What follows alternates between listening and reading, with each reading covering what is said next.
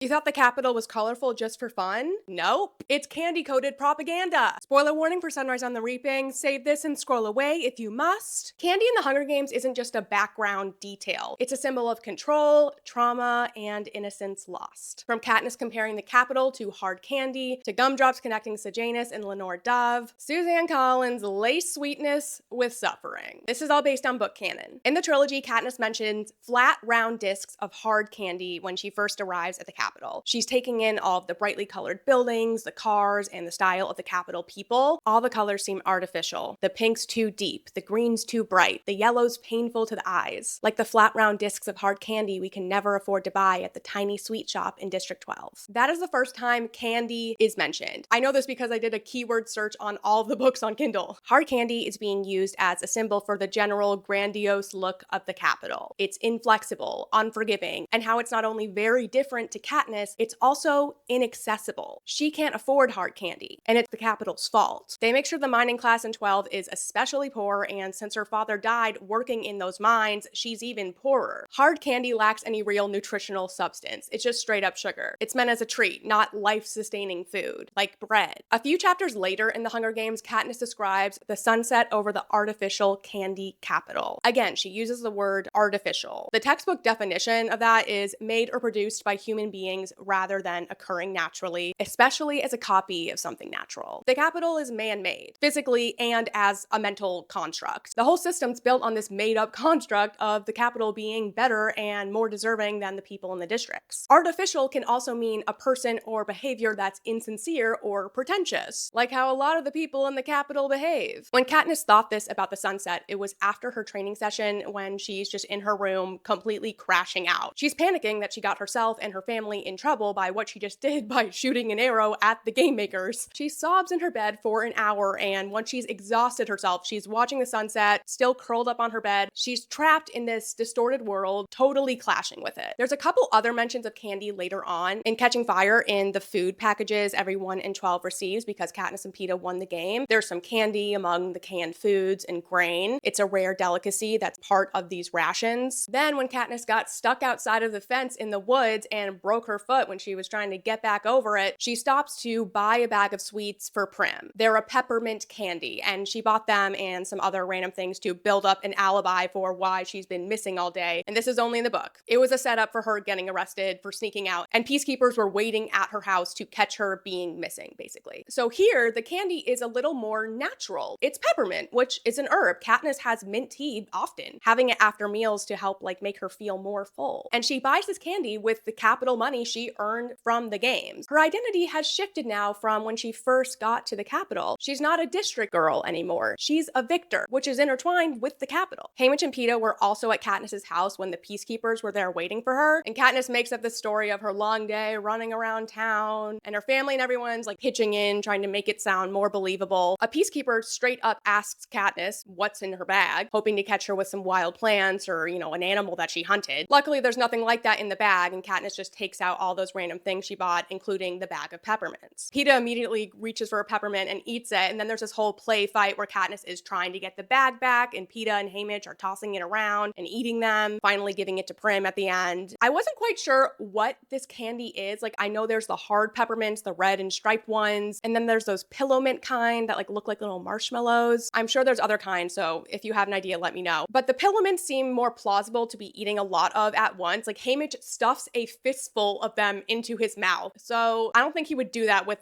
the normal hard candies. There also could be other kinds of candy in this bag. It's worded sort of vague, but the peppermints are the only ones specifically mentioned. Anyway, Peeta being the one to first take the candy and make this big effort to lighten the mood feels significant. It's classic Peeta, smoothing out the tension. And he's linked to the Capitol in the same way as Katniss, and then Haymitch gets it, another victor, and he eats a ton of them. He's been working in the Capitol as a mentor for a long time, so his link to it is stronger than theirs. So him eating a ton of this candy, and Katniss and Peeta are just each having one piece, I feel like there's something there. By the end of this, Katniss jokingly scolds Haymitch and Peeta by saying, "None of you deserves candy." And if you think that that's candy meaning having a connection to the Capitol because of winning the games, Peeta was an accidental second victor, and Haymitch also wasn't meant to win them from what we saw in Sunrise. So them not deserving candy, as in have it, period, and that coming from Katniss, who is a rightful victor, it's interesting to think about. about. I know sometimes the curtains are just blue, but I love to overanalyze, clearly. The next mention of Candy is when Katniss and Peeta are watching the highly edited tape of Haymitch's games in Catching Fire, and they see the candy pink birds attack Maisie Donner, whose family owned a candy shop. We don't know if the candy store Katniss got those peppermints from was still like within the Donner family, since Maisie died and then their other daughter, Marilee, married the mayor, so she wasn't running the shop, but maybe their parents or some extended family kept it going. I guess it's not that important.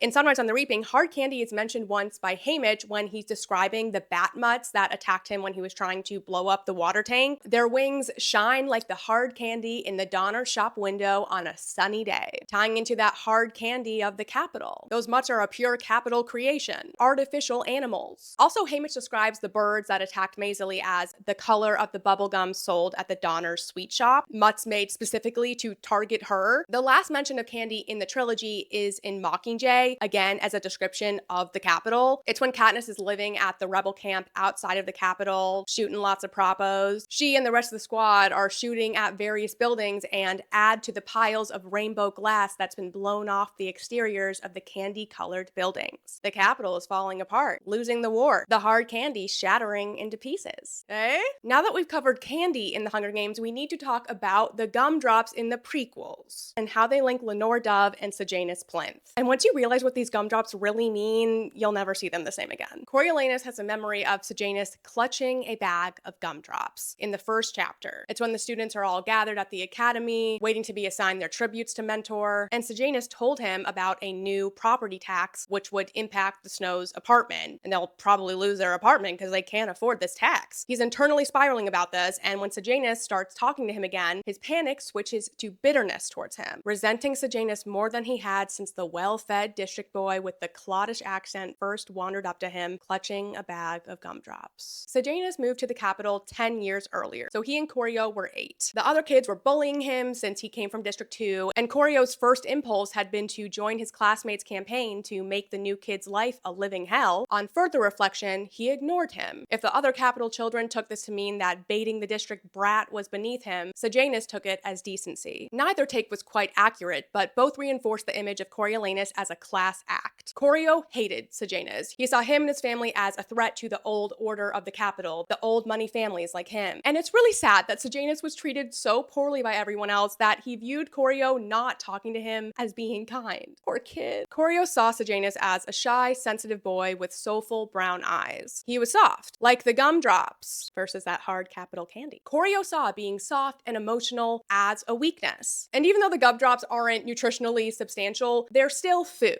a luxury food. And Corio himself was starving, adding to that resentment towards Sejanus. If you think I'm being delulu and reaching about any of this, please tell me in the comments. I won't be offended. The second and last time the gumdrops are mentioned in Ballad is when Sejanus was on his way to the gallows. Coriolanus locked eyes with Sejanus, and all he could see was the 8-year-old boy on the playground, the bag of gumdrops clenched in his fist. Only this boy was much, much more frightened. Important to note here that Corio now will always associate gumdrops with death, betrayal, and rebels. Sejanus's lips formed his name, Corio, and his face contorted in pain. But whether it was a plea for help or an accusation of his betrayal, he couldn't tell. Do you think Sejanus knew Corio betrayed him, or was he asking for help? I think it's 50-50 either way, which definitely differs from the film adaptation. So in the movie, Sejanus says Corio twice as he goes past him, and when he's being put into that final execution position, he begs him for help. He says, "No, Corio, help." And they're also playing the recording of Sejanus talking about his plan on the speakers, which does not happen in the book. They just read his list of charges in that. In both versions, though, he does call out for his ma. Just a nice punch in the gut from Ms. Suzanne Collins. Corio seeing Sejanus as an extremely frightened version of his childhood self, holding the gumdrops, and Corio in the present ignoring him, just like he did back then. It's a full circle moment. It's ending the story of Corio and Sejanus. And this ties back into Corio's manufactured image as a class act, which he he earned by not actively bullying Saddest. And now Koryo turned him into the authorities to protect his own image. He didn't want his reputation to be tainted by Saddest's emotional, rebellious actions. Koryo flip-flopped on taking responsibility for turning him in, like lying to himself that his hands acted on their own when he pressed the record button to incriminate Saddest. The lack of accountability. And Koryo still held that deep resentment towards Saddest he'd had since they were kids. He resented him even more now because he felt like he had to take care of Saddest, keep him out of trouble to avoid tarnishing his own reputation. Snow was never helping Saddest just to be kind, like it was always either because he had to or it was to protect himself. He saw Saddest as a huge inconvenience, specifically keeping Saddest out of rebel-related trouble. Who else regularly got themselves into rebel-related trouble and enjoyed Gumdrops? Lenore Dove. She was a lot like Saddest, like extremely motivated by justice, but she had that stealth and cleverness he lacked. Saddest grew up very sheltered. His parents could always get him out of any bind. They could just pay people off. He was a bit naive. He put his trust in Snow, the last person he should have trusted. He means well, he just didn't have that cunning like LD. Lenore Dove's favorite candy was multicolored gumdrops, or as she called them, rainbow gumdrops. As a covey girl, she loves color. Lucy Gray specifically had a rainbow dress that LD had pieces of that she wore. When Haymitch saw the recording of Lucy Gray when he's trapped in the Capitol after winning the games, he describes her as a rainbow girl. Adding this element of rainbows to the gumdrops gives them more of a hopeful, heavenly meaning, like rainbows connect the earth to the heavens. Taking joy in the little things, the natural colors in nature, contrasting to the artificially vibrant Capitol colors. A bag of gumdrops is Haymitch's parting gift to LD before he leaves for the games. He isn't able to directly give them to her, but his little brother Sid passes them along. Sid, the picture of childhood innocence and joy. When you think of the rainbow gumdrops as embodying innocence, it's like Haymitch gave him the remainder of his own innocence before being utterly traumatized by the Capitol. And he sees LD clutching the bag of gumdrops, just like Saddest did as a lonely outcast on the playground. Lenore Dove is wailing with grief and rage in that moment, holding on to the memory of a carefree, happy, innocent Haymitch. It's absolutely diabolical that these symbols of innocence, particularly Haymitch's, are corrupted by the Capitol and made poisonous. Snow poisoned Haymitch's entire life. I mean, he was quite literally gutted by the end of his games, slashed in the stomach with an axe. What you eat goes down into your gut, and his gut is destroyed. And at the end of Sunrise, when he sees LD pick up the bag of gumdrops in the meadow, he thinks, it's my bag of gumdrops, the ones I had Sid deliver to her after the reaping. This isn't true though. His gumdrops had been going stale under Lenore Dove's pillow. And this new bag is from Snow, and he's about to steal the decaying remnants of Haymitch's purity and happiness. And what he had left was going stale. The softness, the compassion, just deteriorating. And stale gumdrops are hard, like the hard candy of the Capitol. Snow's poison gumdrops aren't rainbow either. They're a deep blood red, deadly as nightlock berries. Probably about the same size too. Little tie-in to Katniss and Peeta. Snow is responsible for the deaths of Lenore Dove and Saddest. Even though he didn't straight up betray LD the way he did with Saddest, the way he killed her is still intertwined with betrayal. He made her favorite candy betray her by turning it into poison. And even though Snow didn't specifically plan it this way, Haymitch, the person she loved and trusted, fed her the poison, like straight out of his hand. Of course, Haymitch didn't do this intentionally, but there's still that undertone of betrayal, of your loved ones hurting you. Haymitch was tricked and betrayed by the gumdrops also. He had a false sense of security. Snow also betrayed Lucy Gray, but he blamed her for betraying him, our unaccountable trash king. He never knew what happened to Lucy Gray. He didn't get the sick satisfaction of ending her life. So by Snow poisoning LD, another covey girl, he's tying up that loose end sort of vicariously through Lenore Dove. After I finished reading the whole part with the poison gumdrops for the first time, I stared at the wall with my eyes just like bugging out of my head for I don't even know how long. Like, I know other people were crying hard over this, but I'm not a big crier, at least when I'm reading things. Instead, I get tunnel vision and sounds get super muffled and I freeze. So that's what I was doing throughout my reading of Sunrise on the Reaping. So if you didn't cry reading this book, you're not alone, and it doesn't mean you're any less emotionally distraught over it. What was your reaction to the gumdrop scene when you first read it? Do you have any other insights on the candy symbolism? Let me know in the comments.